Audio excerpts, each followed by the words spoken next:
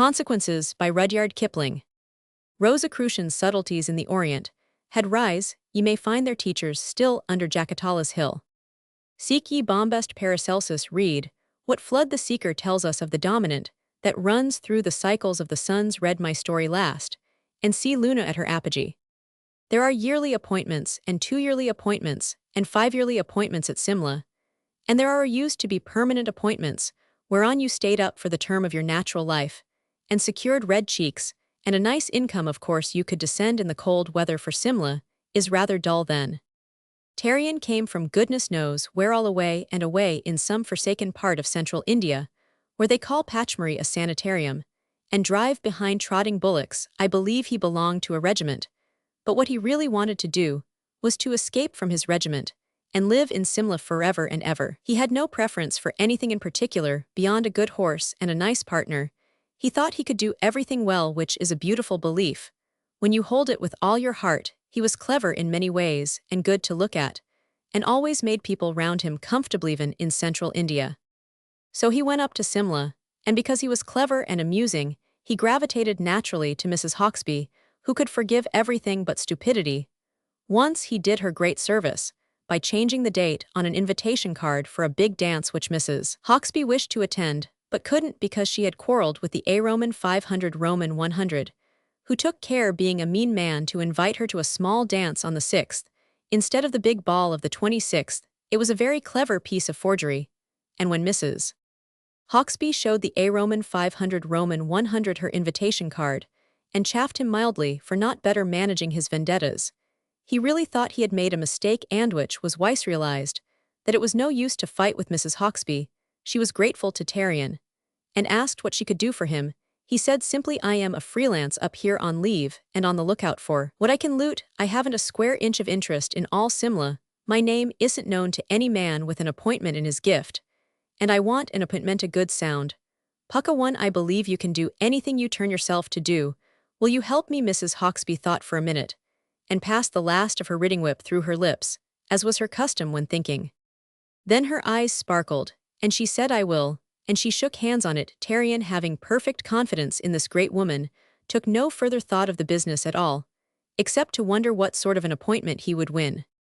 Mrs. Hawksby began calculating the prices of all the heads of departments and members of council she knew, and the more she thought the more she laughed, because her heart was in the game, and it amused her. Then she took a civil list, and ran over a few of the appointments. There are some beautiful appointments in the civil list. Eventually, she decided that though Tarian was too good for the political department, she had better begin by trying to get him in there.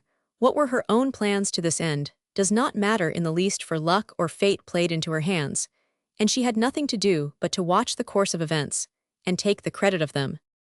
All viceroys, when they first come out, pass through the diplomatic secrecy craze. It wears off in time, but they all catch it in the beginning, because they are new to the country.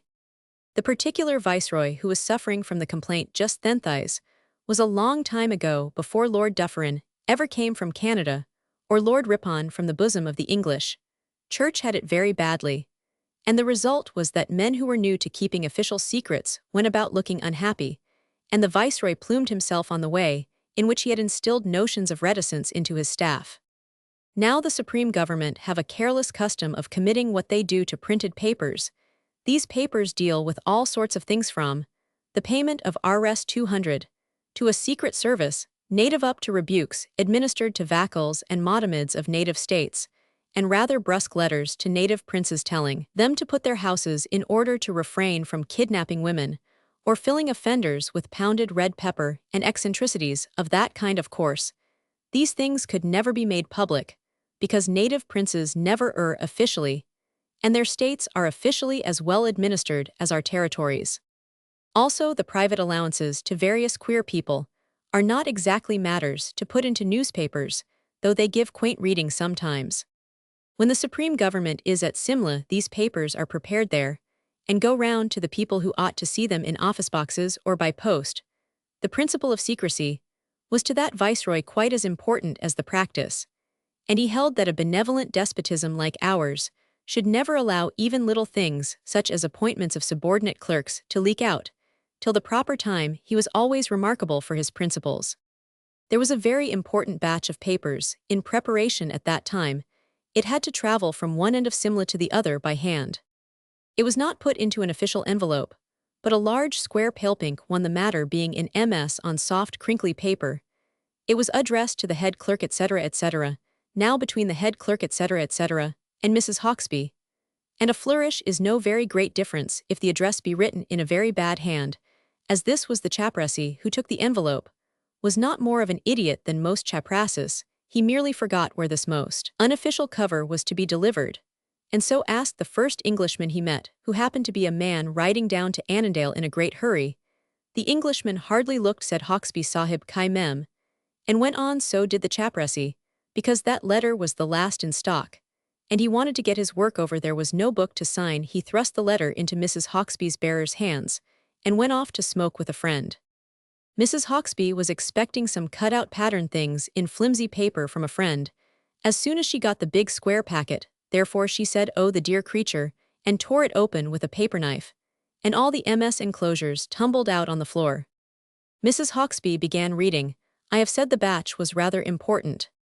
That is quite enough for you to know. It referred to some correspondence, 2 measures, a peremptory order to a native chief, and 24 other things.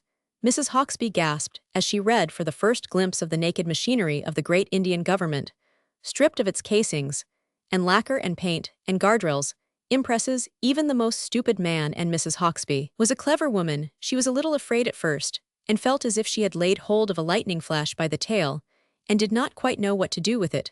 There were remarks and initials at the side of the papers, and some of the remarks were rather more severe than the papers. The initials belonged to men who are all dead or gone now, but they were great in their day. Mrs. Hawksby read on and thought calmly. As she read, then, the value of her trove struck her, and she cast about for the best method of using it. Then Tarion dropped in, and they read through all the papers together, and Tarion, not knowing how she had come by them, vowed that Mrs. Hawksby was the greatest woman on earth. Which I believe was true, or nearly so. The honest course is always the best, said Tarion, after an hour and a half of study and conversation.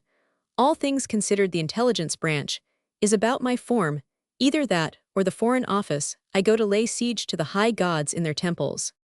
He did not seek a little man, or a little big man, or a weak head of a strong department, but he called on the biggest and strongest man that the government owned, and explained that he wanted an appointment at Simla on a good salary.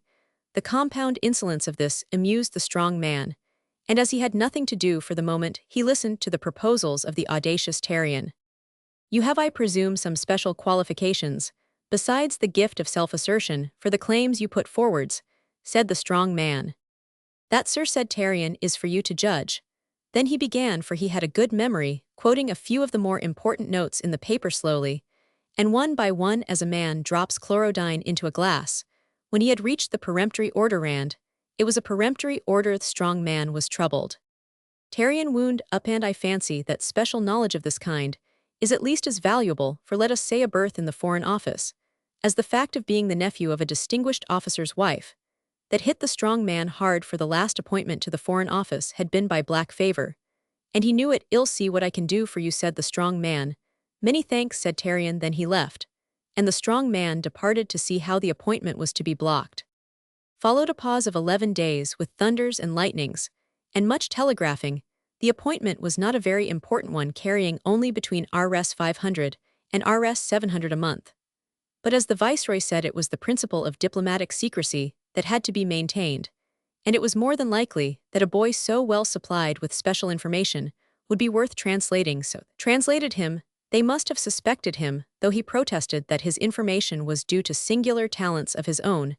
Now much of this story, including the afterhistory of the missing envelope, you must fill in for yourself, because there are reasons why it cannot be written.